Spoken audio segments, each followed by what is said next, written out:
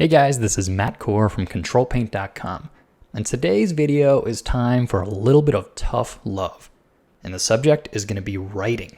Now you might think, well, what does writing have to do with artwork? And what I'd say to that is the writing, specifically your email writing, is what stands between you and a job. Because obviously the portfolio is your most important asset. But the way you communicate with someone, especially someone you've never met before, is an email. And if that email doesn't give a good impression about you, they might never look at your artwork. So I am no writing master, but I read enough emails that I think it's fair for me to give a little bit of general advice. And in its most basic form, I would say keep it simple. If what you're asking is a question, don't have a long preamble. Get right to the point, ask your question, and then end the email. Very straightforward.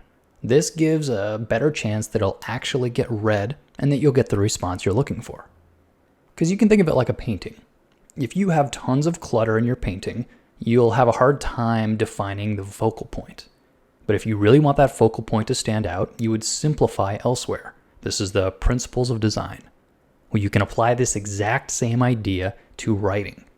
If you want to make a point, make your point.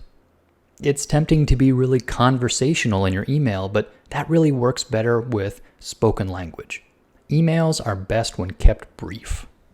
Because we actually live in a really exciting time where any artist you know could be a simple email away. And you could send an unsolicited message with a question, and that artist might be able to give you some advice.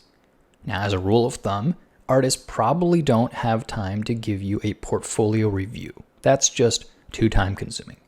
But if you have a specific question about technique, you might be able to get a response from the artist. Your success with this, though, is definitely going to be tied to the way you format your email. So make sure to edit in the same way that you would edit a painting. First, think about structure. When you make a thumbnail for a painting, what you're doing is deciding the general layout, the sort of visual hierarchy. Well, think the same way for writing. What are the main ideas you want to explain? That's the structure. Then you get into the more fine-grained details, things like spelling and grammar and punctuation.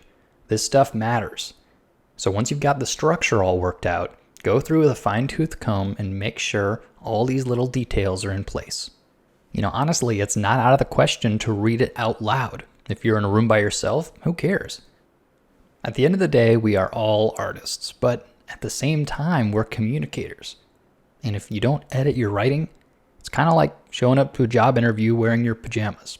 You're just not really giving a good impression, and it might never go further than that. So think of it as one of the skills that defines you as an artist, and practice it. Thanks for coming to the site, guys.